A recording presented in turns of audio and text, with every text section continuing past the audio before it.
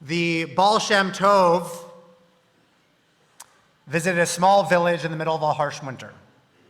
Snow piled high against the houses. Darkness came quite early. People were impoverished. Their spirits were low. And when the Baal Shem Tov entered that village's synagogue, he saw that the windows were covered with soot, with ice, with frost. Almost no lights came through. The sanctuary was dark. The people huddled together, praying only by candlelights, sense of doom and gloom. And he asked them, "Why do you daven in such darkness?" And they answered, "Rabbi, the winter is long. We have little oil or firewood to spare. Cleaning the windows seems like a small thing when we could barely keep warm." The Baal Shem Tov said nothing. He took a cloth out of his pocket and he began to clean one of the windows himself.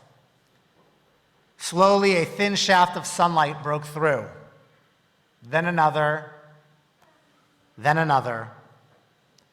As others joined him, the synagogue soon radiated with the sunshine of outside. He turned to them and said, "So it is with the soul.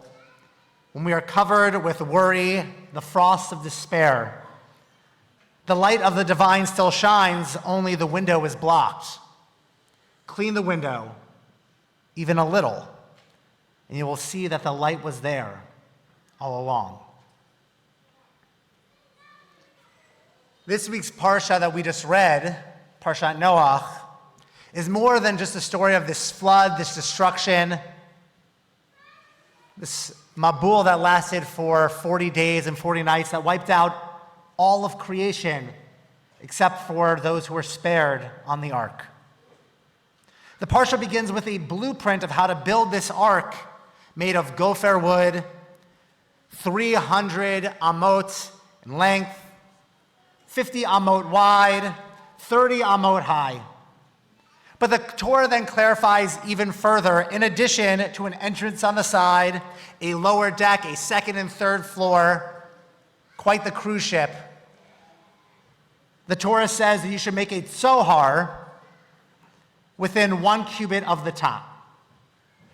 And the rabbis try to understand exactly what this Tzohar is. Some suggest it's a window, except the Hebrew for window is chalon. But Ibn Ezra explains that it was a window, Tzohar, coming from Tzoharayim, coming from the Hebrew for afternoon. It's an opening through which the light at its highest point in the sky, when the sun is at its highest point, the afternoon, would come in and radiate, illuminate the ark. The Torah, Rabbi Yaakov ben Asher, a halachist by nature, clarified how could this be a window to let light in when during this 40-day flood, the sky was filled with clouds, filled with rain, that you couldn't even see the sun or the moon. He suggested that it was simple. It was to help the people understand the passing day, when day turned to night and to day again, to mark time. Rashi suggests that it wasn't a window at all, but rather a gemstone, this miraculous stone that provided light. And according to Midrash, Rabbi Meir teaches in Pirkei de Rabbi Eliezer that this Tzohar was a single pearl. Margalit achat, the text says. And that magical, miraculous pearl would provide light on all the creatures of the ark whenever they needed, like a lamp inside our homes. The Torah returns and notes that even if it was a window, it couldn't provide actual lights, but it provided the essential lights, the spiritual lights, the light of the divine that we need to keep going, the light of hope. Because that very Tzohar, that window, was what Noah used to send out the raven and then send out the dove. That Tzohar helped ignite an emotional, spiritual, soulful light, a belief that after 40 days and 40 nights of literal and metaphorical darkness, of doom and gloom, that things would get better. Maybe it brought in sunshine. Maybe it was some stone. Maybe it just was an opening to allow for this dove to announce that the flood had come to an end. I'll be honest, this time of year, I dread. A week from now, we'll turn our clocks, and well, those of you who are Shomer Shabbat, you'll appreciate, as I do, appreciate that Shabbat ends early, could actually do something with my Saturday nights. I dread when we turn the clocks and it's so dark when I leave the house in the morning and so dark when I return home in the evening. And let's be honest, as beautiful as the gas lights are in this village, they don't really do much. It's also true that when we have a match, we try to strike that match, it seems so difficult at times, and yet, when you light a single flame, that small flickering flame, that small light has the ability to illuminate the darkness in a very large space. Like that small flickering flame in the darkness, that Tzohar, that small window, that gemstone, that pearl, whatever it was, it didn't just provide lights.